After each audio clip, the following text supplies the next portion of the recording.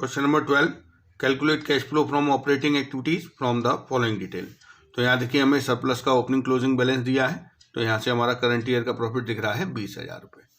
देखिए पहले हमें profit before tax and extraordinary item चाहिए, उसके बाद हम फिर नॉन कैश और नॉन ऑपरेटिंग नेचर के एक्सपेंसेस, लॉसेस, गेन और फिर करंट एसेट और करंट लायबिलिटीज का एडजस्टमेंट करते हैं।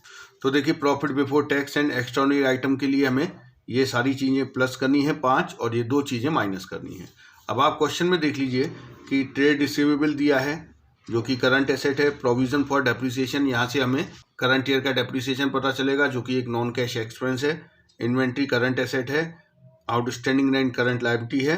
गुडविल इंटेंजिबल एसेट है, इससे हमें पता चलेगा कि करंट ईयर में कितनी गुडविल अमोर्टाइज हुई है। प्रीपेड इंश्योरेंस करंट एसेट है। ट्रेड पेबल करंट लायबिलिटी है। आप देखिए इसमें इस नोट से रिलेटेड कुछ भी नहीं दिया है। इस कंडीशन में जो यहाँ पे सरप्लस का बैलेंस है 20,000, जो डिफरेंस है ओपनिंग और क्लोजिंग बैलेंस ऑफ सरप्लस का, वो हमारा प्रॉफिट है और यही हमारा profit before tax and extraordinary item है। तो सबसे पहले हम ये 20,000 रुपये यहाँ लिख देते हैं।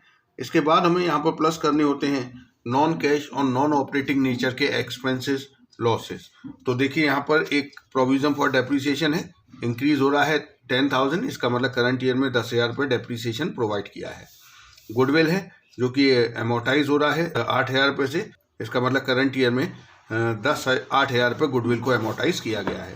तो डेप्रिसिएशन 10,000 और अमोर्टाइजेशन ऑफ गुडविल 8,000।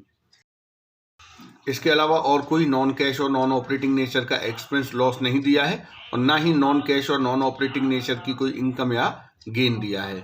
इनकम और गेन कौन सी होती हैं जो माइनस करते हैं, जैसे gain on sale of fix asset and investment, dividend income, rental income और इंटरेस्ट इनकम। तो ऐसा कुछ भी नहीं दिया है। तो ये हमारा operating profit before working capital changes आ गया 38,000। इसके बाद हम करंट एसेट और करंट लायबिलिटी में होने वाले चेंजेस को प्लस माइनस करते हैं। तो देखिए प्लस क्या करते हैं, अगर करंट एसेट डिक्रीज है तो प्लस करेंगे और करंट लायबिलिटी इंक्रीज हो रही है तो प्लस करेंगे। माइनस क्या करते हैं, डिक्रीज इन करंट लायबिलिटी और इंक्रीज इन करंट एसेट, ये माइनस किया जाता है। तो अब हम देखते हैं कौन सी करंट एसेट और करंट लायबिलिटीज दी हैं। तो देखिए सबसे पहले दिया है ट्रेड रिसीवेबल 6,000 से कम हो रहा है। ट्रेड रिसीवेबल करंट एसेट है, 6,000 से कम हो रहा है, हम इसे प्लस करेंगे। इसके बाद आपको इन्वेंट्री दिया है, इंक्रीज हो रहा है, करंट एसेट है, इन्वेंट्री इंक्रीज होगा, माइनस करेंगे। इसके बाद आउटस्टैंडिंग रेंट जो कि करंट लायबिलिटी है, डिक्रीज हो रहा है, माइनस करेंगे। इसके बाद प्रीपेड इंश्योरेंस दे रखा है 2,000 से 1,000, प्रीपेड इंश्योरेंस करंट एसेट है, डिक्रीज हो रहा है, प्लस करेंगे। इसके बाद क्रेडिटर्स दिए हैं, क्रेडिटर्स करंट लायबिलिटी है, डिक्रीज हो रहा है, माइनस करेंगे। तो करते जाएंगे। देखिए सबसे पहले हमारा ट्रेड रिसीवेबल है, ट्रेड रिसीवेबल डिक्रीज हुआ है 6,000 रुपये से, प्लस करेंगे इसे। इसके बाद इन्वेंट्री इंक्रीज हो रहा है, माइनस करेंगे, इन्वेंट्री करंट एसेट है। आउटस्टैंडिंग रेंट डिक्रीज हो रहा है 9,000 रुपये से, आउटस्टैंडिंग रेंट करंट लायबिलिटी है, डिक्रीज होगा तो माइनस करेंगे। प्रीपेड इंश्योरेंस जो कि हमारी करंट एसेट है, डिक्रीज हो रही है, प्लस करेंगे। ट्रेड पेबल्स जो कि करंट लायबिलिटी है, डिक्रीज हो रही है, माइनस करेंगे। तो देखिए इन सारी चीज़ों को प्लस माइनस करके 10,000 आंसर आ रहा है हमारा, जो है operating cash from operating activity. अब यहाँ पर हमें टैक्स की और एक्स्ट्राऑर्डिनरी आइटम की कोई इन्फॉर्मेशन नहीं दी है, तो यही हमारा कैश फ्रॉम ऑपरेटिंग एक्टिविटी हो गया। तो ये हो गया क्वेश्चन नंबर 12। अब हम करेंगे question number 13, compute cash flow from operating activities. तो यहाँ पर हमें सबसे पहले net profit after provision for tax and payment of dividend दिया है। तो पहले तो हमें profit before tax and extraordinary items निकालना पड़ेगा।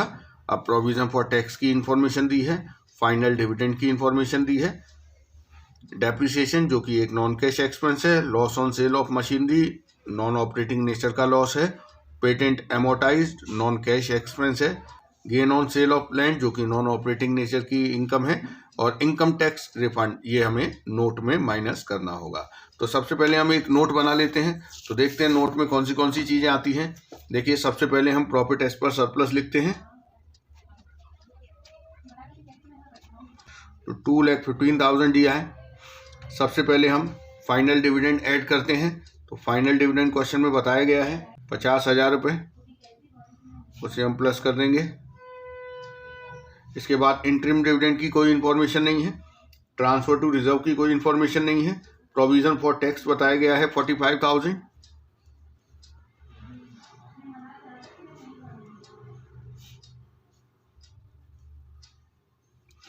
इसके बाद कोई एक्स्ट्रा ऑर्डिनरी आइटम नहीं बताया है, रिफंड ऑफ टैक्स की इन्फॉर्मेशन दी हुई है, इसे हम माइनस कर देंगे। तो ये हमारा आ गया profit before tax and extraordinary items. 2,80,000 rupees आ गया। अब हम कैश फ्लो स्टेटमेंट बनाएंगे। तो सबसे पहले हमने profit before tax and extraordinary items लिख दिया। इसके बाद हम यहाँ पर प्लस करेंगे नॉन कैश और नॉन ऑपरेटिंग नेचर के जो हमें एक्सपेंस और लॉसेस दिए हुए हैं। तो सबसे पहले देखिए यहाँ पर डेप्रिसिएशन दिया है, ये हम प्लस करेंगे। Loss on sale of machinery दिया है, ये भी हम प्लस करेंगे। पेटेंट एमोर्टाइज दिया है, ये भी प्लस करेंगे। और फिर जो gain on sale of land दिया है, ये हमारा नॉन ऑपरेटिंग नेचर का गेन है, इसे माइनस करेंगे। तो पहले हम डेप्रिसिएशन ऐड करेंगे। डेप्रिसिएशन बताया गया है 25,000। Loss on sale of machine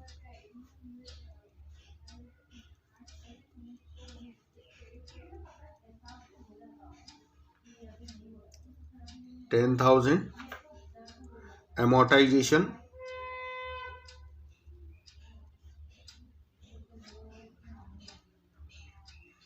'patent को एमोर्टाइज किया गया है 30,000। इसके बाद जो gain on sale of land है, उसे हम माइनस कर देंगे, क्योंकि ये हमारा नॉन ऑपरेटिंग नेचर का गेन है।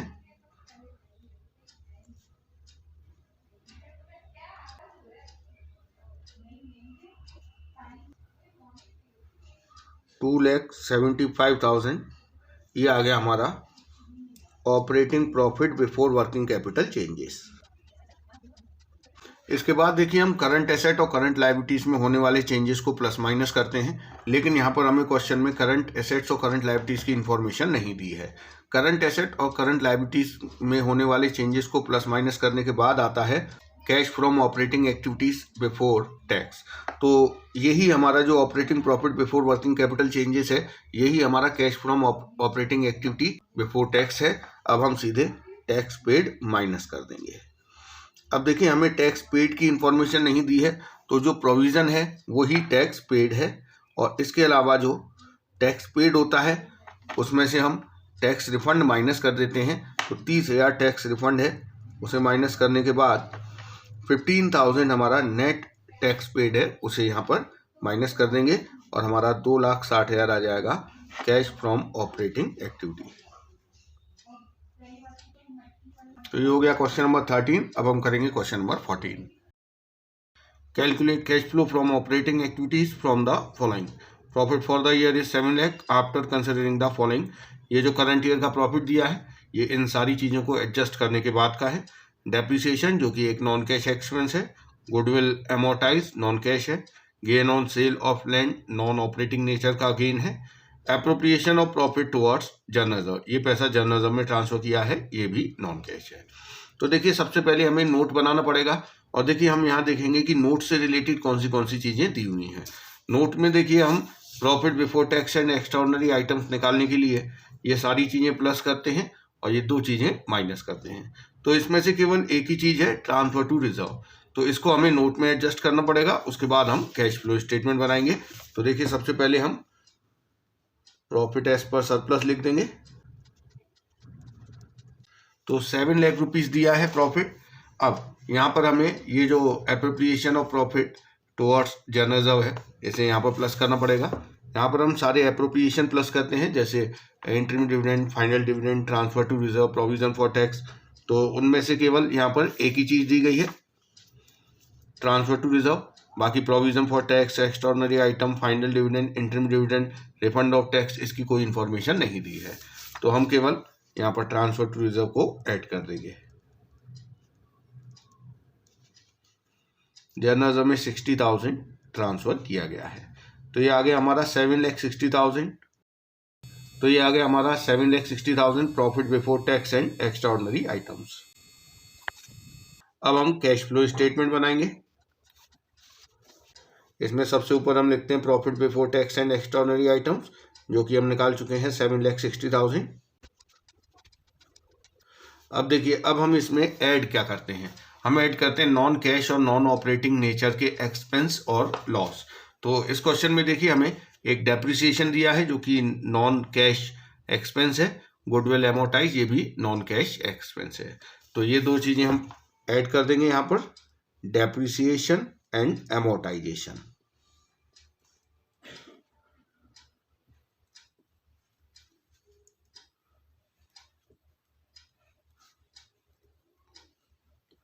तो ये दोनों चीजें हमने ऐड कर दी और यहाँ से हम माइनस करते हैं नॉन कैश और नॉन ऑपरेटिंग नेचर के जो गेन और इनकम होती है। तो जैसे यहाँ पर हमने दिया है gain on sale of land, ये हम माइनस कर देंगे क्योंकि ये वो इनकम है जो कि P&L में क्रेडिटेड है, लेकिन ये इन्वेस्टिंग नेचर का गेन है। तो हम जितने भी नॉन ऑपरेटिंग गेन है जो कि P&L में क्रेडिटेड है उन्हें हम माइनस करते हैं, 90,000 का गेन माइनस कर देंगे। इसके अलावा रेंटल इनकम, डिविडेंड इनकम और इंटरेस्ट इनकम, ये भी हमारी नॉन ऑपरेटिंग नेचर के गेन है, इसलिए इन्हें भी हम माइनस करते हैं, लेकिन इसकी कोई इन्फॉर्मेशन क्वेश्चन में नहीं दी है। तो यहाँ हमारा आ जाएगा operating profit before working capital changes 7,30,000। इसके बाद हम करंट एसेट्स और करंट लायबिलिटीज में होने वाले चेंजेस को प्लस माइनस करेंगे। तो देखिए इसके बारे में क्वेश्चन में बताया गया है, ट्रेड पेबल्स, ट्रेड रिसीवेबल और प्रीपेड एक्सपेंस। आप देखिए जो ट्रेड पेबल्स का ओपनिंग बैलेंस है वो 75,000 है और क्लोजिंग बैलेंस 50,000, मतलब जो ट्रेड पेबल्स हैं वो कम हो गए हैं। ट्रेड पेबल्स करंट लायबिलिटी है और करंट लायबिलिटी कम होती है तो हम माइनस करते हैं, तो 25,000 हम माइनस करेंगे। ट्रेड रिसीवेबल इंक्रीज हो गए हैं जो कि करंट एसेट है, करंट एसेट इंक्रीज होती है तो हम माइनस करते हैं। प्रीपेड एक्सपेंस डिक्रीज हो गए हैं, करंट एसेट डिक्रीज होती है तो हम प्लस करते हैं। तो प्रीपेड एक्सपेंस करंट एसेट है। तो देखते हैं, सबसे पहले ट्रेड पेबल्स माइनस कर देंगे, ट्रेड पेबल्स क्योंकि ट्रेड पेबल्स डिक्रीज हुए हैं 25,000 रुपये से। ट्रेड रिसीवेबल इंक्रीज हुए हैं, इन्हें भी माइनस किया जाएगा, करंट एसेट इंक्रीज हो रही है 15,000 रुपये से। प्लस कर देंगे प्रीपेड एक्सपेंस डिक्रीज हो रहे हैं, करंट एसेट है डिक्रीज होगा तो प्लस करेंगे 8,000 रुपये। तो हमारा अब आंसर आ रहा है 6,98,000। ये आ गया हमारा कैश फ्रॉम ऑपरेटिंग एक्टिविटी।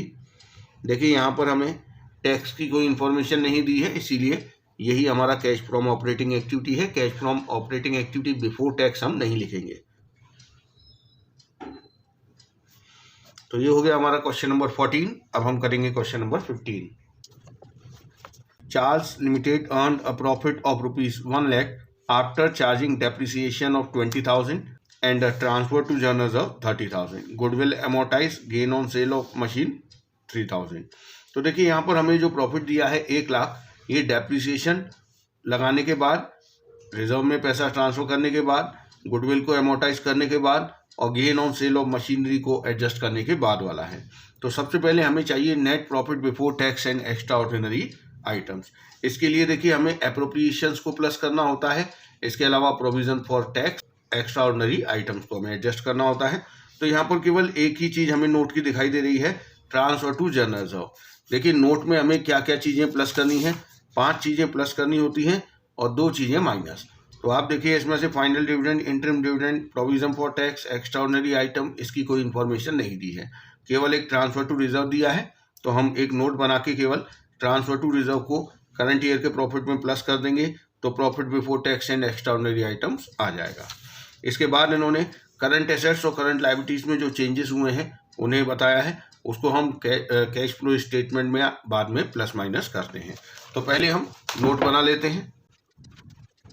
तो ये जो हमें प्रॉफिट दिया है 1 लाख रुपए, ये after appropriation of general reserve है, इसलिए हम प्लस कर देंगे इसमें transfer to general reserve 30,000 rupees. और देखिए ये जो हमारा नोट है, इसमें जितने भी आइटम हैं इसमें से और कोई इंफॉर्मेशन नहीं दी है। तो ये हमारा profit before tax and extraordinary item आ गया 1,30,000। अब हम कैश फ्लो स्टेटमेंट बनाएंगे जिसमें हम लिखेंगे profit before tax and extraordinary item जो हम निकाल चुके हैं 1,30,000। अब हम इसमें प्लस करते हैं जितने भी नॉन कैश और नॉन ऑपरेटिंग नेचर के एक्सपेंस और लॉस डेबिट किए जा चुके हैं P&L में। तो देखिए इसमें क्या क्या दिया हुआ है। डेप्रिसिएशन 20,000 नॉन कैश एक्सपेंस है, गुडविल एमोर्टाइज नॉन कैश एक्सपेंस है, और ये जो gain on sale of machinery है ये नॉन ऑपरेटिंग नेचर की इनकम है। तो माइनस सबसे पहले प्लस करेंगे गुडविल जो एमोर्टाइज हो चुकी है,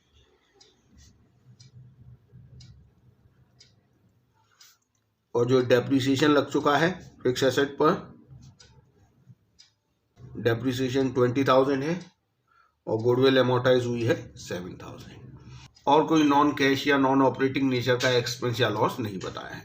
हम माइनस करते हैं नॉन कैश और नॉन ऑपरेटिंग नेचर की इनकम और गेन, जैसे gain on sale of fix asset and investment, rental income, dividend income, interest income. तो उसमें से केवल एक ही चीज दी गई है, gain on sale of machinery, इसे हम माइनस कर देंगे। तो हमारा 1,54,000 आ गया operating profit before working capital changes. अब हम करंट एसेट और करंट लायबिलिटीज में होने वाले चेंजेस को प्लस माइनस करेंगे। तो देखिए क्या क्या बताया गया है। ट्रेड रिसीवेबल इंक्रीज हो गए हैं, ट्रेड रिसीवेबल करंट एसेट है, करंट एसेट इंक्रीज होती है तो माइनस करते हैं। ट्रेड पेबल्स इंक्रीज हो गए हैं, ट्रेड पेबल्स करंट लायबिलिटी है, करंट लायबिलिटी इंक्रीज होती है तो प्लस करते हैं। प्रीपेड एक्सपेंस इंक्रीज हो गए हैं, करंट एसेट इंक्रीज हो गई, माइनस करेंगे। आउटस्टैंडिंग एक्सपेंस डिक्रीज हो गए हैं, आउटस्टैंडिंग एक्सपेंस करंट लायबिलिटी है, डिक्रीज हो गया है, माइनस करेंगे। तो अब हम प्लस माइनस कर देते हैं। ट्रेड रिसीवेबल इंक्रीज हो गए हैं, माइनस करेंगे। ट्रेड पेबल्स भी इंक्रीज हुए हैं, प्लस किया जाता है इन्हें। करंट लायबिलिटी इंक्रीज हो रही है 6,000 रुपीज से। प्रीपेड एक्सपेंस करंट एसेट है, इंक्रीज हो रहे हैं, माइनस करेंगे।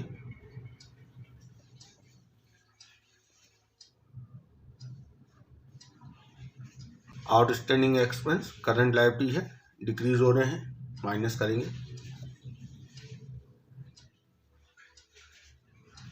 तो हमारा कैश फ्रॉम ऑपरेटिंग एक्टिविटी आ गया 1,54,800। तो ये हो गया हमारा क्वेश्चन नंबर 15। नेक्स्ट वीडियो में हम क्वेश्चन नंबर 16 से करना स्टार्ट करेंगे।